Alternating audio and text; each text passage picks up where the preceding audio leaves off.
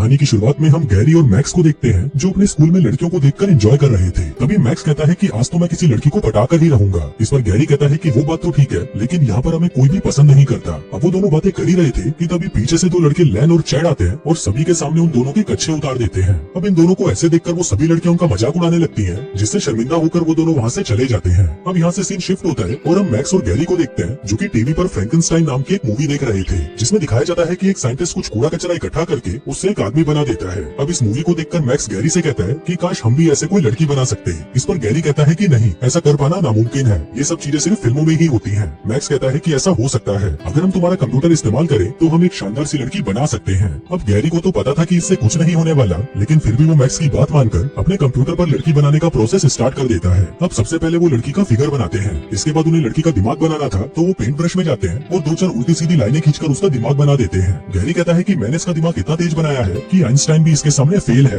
अब इन्हें लड़की को प्रिंट करना था, लेकिन उनके पास इसके लिए पर्याप्त बिजली नहीं थी, इसलिए ये लोग बिजली सीधा अंबानी के मेन ऑफिस को हैक करके वहाँ से ले लेते हैं। अब क्योंकि उन्हें उस लड़की के शरीर के बाकी हिस्से बनाने थे, इसलिए वो गंदी मैगजीन्स के फोटोज को कट करते हैं और उसमें से किसी का हाथ, किसी का पैर और किसी के मुंह को इकट्ठा करके उसे प्रिंटर में डाल देते हैं। जिसके बाद वो एक डॉल को उठाकर उसे भी उस कंप्यूटर से जोड़ देते हैं ताकि उस लड़की का फिगर बिल्कुल उस डॉल की तरह हो। अब सब कुछ तैयार होने के बाद ये दोनों अपने सिर पर दूध के ढक्कन पहनकर लड़की को प्रिंट करने का काम चालू कर देते हैं। इसी दौरान हम देखते हैं कि बाहर बादल एकदम लाल हो जाते हैं, जिसके साथ ही जोर का तूफान आना शुरू हो जाता है। तभी उस तूफान की बिजली सीधा आकर इनके घर पर गिरती है और इनके घर की सारी इलेक्ट्रॉनिक चीजें काबू से बाहर हो जाती हैं। अब ये देखकर वो दोनों घबरा जाते हैं और मैक्स उस कंप्यूटर को बंद करने के लिए उस पर बैट से मारता है, लेकिन उस कंप्यूटर को कुछ नहीं होता। अब वो दोनों ही एक दूसरे से लड़ने लग जाते हैं कि ये सब तेरी वजह से हुआ है, तुझे ही लड़की को बनाने का शौक चढ़ा हुआ था। लेकिन इसी दौरान वो देखते हैं कि जिस गुड़िया को उन्होंने कंप्यूटर से जोड़ा था वो अचानक गायब हो चुकी है। जिसके बाद उनके कमरे में एक जोर का ब्लास्ट होता है और वहाँ पर आती है एक बहुत ही खूबसूरत लड़की, और ये वही लड़की थी जिसको उन्होंने अपने कंप्यूटर से बनाया था। अब वो दोनों उस लड़की को देखकर बहुत खुश होते हैं। इसके बाद वो तीनों नहा धोकर तैयार होते हैं क्योंकि आज रात को वो तीनों दारू पीने के लिए एक बार में जाने वाले थे। हम देखते हैं कि उन दोनों गधों ने बच्चों वाले कपड़े पहने थे,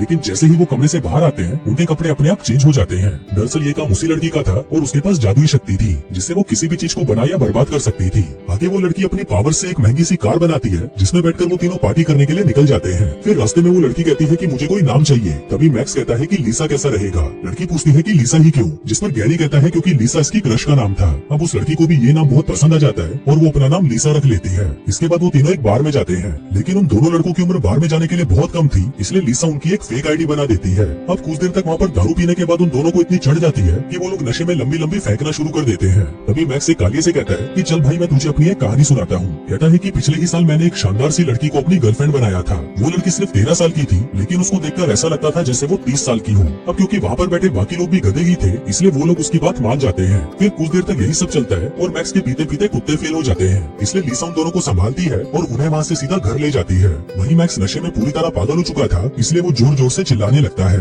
लेकिन लीसा जैसे तैसे करके उसे चुप कराती है और उसे घर ले जाती है। आगे वो सभी गैरी के घर पर आते हैं, लेकिन घर के अंदर आकर वो देखते हैं कि वहाँ पर गैरी का भाई पीटर आया होता है, जो कि एक बहुत ही घटिया लड़का था और गैरी को हमेशा परेशान करता रहता था। वो गैरी को दबोच लेता है और कहता है कि अभी तू अंडे से निकला भी नहीं, वो लड़कियां घुमा रहा है। इस पर गैरी कहता है कि भाई मुझे छोड़ दे, बदले में मैं तुझे एक बीड़ी का पैकेट और $500 कैश दूंगा। अभी सुनते ही पीटर मान जाता है और अभी के लिए उसे जाने देता है। फिर कमरे में आकर गैरी लीसा से मिलता है, जो उसे कहती है कि अब यहाँ पर कोई नहीं है, चलो हम जल्दी से इंटीमेट हो जाते हैं। लेकिन ज्यादा दारू पीने की वजह से गैरी कुछ करने की हालत में नहीं था, इसलिए वो दोनों एक दूसरे से चिपक कर सो जाते हैं। फिर अगली सुबह वो तीनों मॉल में शॉपिंग करने जाते हैं, जहाँ पर लीसा अपने लिए एक ट्रांसपेरेंट कच्ची खरीदती है। वहीं मॉल में हम चैड और लैन को देखते हैं, जो कि अपनी अपनी बंदियों के साथ वहाँ पर आए हुए थे। इसी दौरान उन दोनों की नजर मैक्स और गैरी पर पड़ती है और वो लोग उन्हें तंग करने के बारे में सोचने लगते हैं। जिसके बाद वो उनके ऊपर जूस का एक पूरा गिलास फेंक देते हैं, लेकिन उनकी ये हरकत उनकी गर्लफ्रेंड्स को पसंद नहीं आती और वो गुस्सा होकर वहाँ से चली जाती है। इसके बाद जब ये दोनों वहाँ से जा रहे थे, तभी इन्हें रास्ते में लीसा मिलती है, जो इन्हें हिंट देकर वहाँ से चली जाती है। लेकिन तभी ये दोनों भी कुत्ते की तरह उसके पीछे जाने लगते हैं, पर बाहर आकर उन्हें पता चलता है कि लीसा तो इन दोनों गधों के साथ है, जिसको देखकर वो हैरान थे कि इन दोनों में से क्या है जो इतनी शानदार लड़की इनसे सेट हो गई। तभी जाते हुए लीसा उनसे कहती है कि आज रात को गैरी के घर पर एक पार्टी है, अगर तुम दोनों आना चाहो तो वहाँ पर पहुँच जाना। फिर घर आकर लीसा वहाँ पर पार्टी का सारा इंतजाम कर देती है, लेकिन अब उनको एक बहुत ही इंपॉर्टेंट काम करना था, वो था मैक्स के घर से उसको यहाँ पर लेकर आना। उधर हम मैक्स को देखते हैं, जो कि अपने मॉम डैड को पार्टी में जाने के लिए कन्विंस करने की कोशिश कर रहा था, लेकिन उसका बाप जो कि एक नंबर का खड़ूस था, वो उसे जाने से मना कर देता है। पर तभी वहाँ पर लीसा आती है और उसके बाप को कहती है कि आज आपका बेटा एक लड़के से मर्द बनने वाला है, क्योंकि आज रात की पार्टी के बाद मैं इसके साथ इंटीमेट होने वाली हूँ। अब ये सुनते ही उसका बाप गुस्से से पागल हो जाता है और लीसा को वहाँ से जाने के लिए कहता है, लेकिन अब लीसा को तो किसी भी हालत में मैक्स को वहाँ से ले जाना ही था, इसलिए वो उसके बाप को गन पॉइंट पर ले लेती है और कहती है कि अगर तूने मैक्स को नहीं जाने दिया तो मैं तुझे मार डालूंगी। जिसके बाद सीन शिफ्ट होता है और हम देखते हैं कि लीसा मैक्स को अपने साथ पार्टी में ले जा रही होती लगती है। यहाँ पर मैक्स गुस्से में था और वो उसे कहता है कि घर जाते ही मेरा बाप मुझे मार डालेगा। इस पर लिसा कहती है कि ऐसा कुछ नहीं होगा क्योंकि अब वो सब कुछ भूल चुके हैं। वहीं घर पर हम उसके पेरेंट्स को देखते हैं जिन्हें याद तक नहीं था कि उनका कोई बेटा भी है या नहीं। वहीं गैरी के घर पर पार्टी शुरू हो चुकी थी, जहाँ पर हम देखते हैं कि लिसा ने दुनिया भर के सभी गधों को पार्टी में बुला लिया था। उनमें लैन और चैड भी आए थे, जिनका सिर्फ एक ही मकसद था कि लिसा के साथ इंटीमेट होना। और वहीं पर लिसा भी उन्हें पूरा पूरा भाव दे रही थी, जैसे कि वो भी उनके साथ मजे करने के लिए तैयार बैठी हो। वहीं मैक्स और गैरी जब बाथरूम में थे तभी वहाँ पर चैड और लैन की गर्लफ्रेंड्स आ जाती हैं। अब उन दोनों लड़कियों को तो ये एक नंबर के गधे लगते हैं, लेकिन फिर बाद में ये दोनों उनसे काफी अच्छे से और तमीज से बात करते हैं, जो कि आज तक उनके बॉयफ्रेंड्स ने भी उनके साथ कभी नहीं की थी। इसलिए दोनों लड़कियां इन्हें थोड़ा थोड़ा पसंद करने लगती हैं। पर बाद में जब ये उनसे मिलकर बाहर निकलती हैं, तभी वहाँ पर लिसा आ जाती है और इन्हें कहती है कि मेरे बंदों से दूर रहो, ये दोनों सिर्फ मेरे हैं, जो कहकर वो वहाँ से चली जाती है।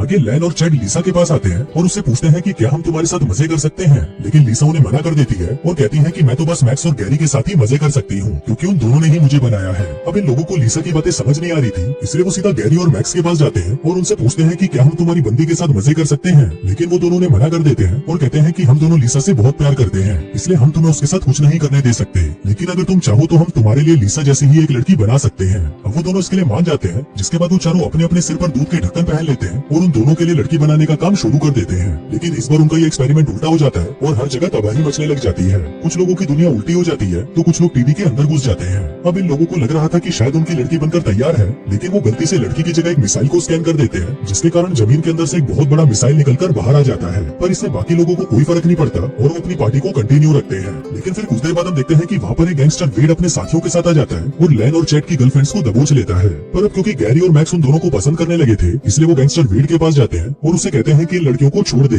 नहीं तो इस बंदूक की पहली गोली हम तुझे ही मारेंगे। अब उन दोनों की इस बहादुरी को देखकर वो गैंगस्टर डर जाता है और उन लड़कियों को छोड़कर चुपचाप वहाँ से चला जाता है। फिर उसी रात हम देखते हैं कि वो दोनों लड़कियां गैरी और मैक्स की बहादुरी से बहुत ज्यादा इंप्रेस हो चुकी थी, इसलिए वो उन दोनों के पास जाती हैं और उन्हें किस करने लगती हैं, जिसके बाद वो चारों वहीं पर इंटीमेट हो जाते हैं। फिर अगली सुबह जब गैरी का भाई पीटर घर पर आता है तो अपने घर की ऐसी हालत को देखकर वो बहुत ज्यादा गुस्सा हो जाता है। फिर वो सीधा गैरी के पास आता है, जो कि चैट की गर्लफ्रेंड के साथ सोया हुआ था। तभी पीटर उन दोनों को जगाता है और उन सभी को सजा देने के लिए नीचे ले जाता है। लेकिन वहीं पर लिसा भी थी, जो कि पीटर को कहती है कि तुम इन लोगों को जाने दो, इसके बदले में मैं तुम्हारे साथ इंटीमेट होने के लिए तैयार हूँ। अब क्योंकि पीटर भी एक नंबर का ठरकी ही था, इसलिए वो उसकी बात मानकर उन सभी को वहाँ से जाने देता है। अब पीटर को लग रहा था कि वो लिसा के साथ इंटीमेट होने वाला है, लेकिन तभी हम देखते हैं कि लिसा पीटर को एक भद्दे से जानवर में बदल देती है, क्योंकि वो अपने भाई पर इतने सालों से अत्याचार करता आ रहा था। वहीं गैरी और मैक्स जब उन लड़कियों को छोड़कर वापस घर आते हैं, तभी वो देखते हैं कि लिसा कहीं पर जाने के लिए तैयार हो रही थी। फिर जब उनसे पूछते हैं कि तुम कहाँ जा रही हो, तो लिसा उन्हें कहती है कि तुम दोनों को तो तुम्हारा प्यार मिल चुका है, इसलिए अब मैं अपने प्यार की तलाश के लिए यहाँ से कहीं दूर जा रही हूँ। जिसके बाद वो उन दोनों को बाय बोलकर वहाँ से चली जाती है। तभी उसके जाते ही हम देखते हैं कि उनके घर में जो कुछ तबाही मची हुई थी वो सब फिर से ठीक हो जाता है।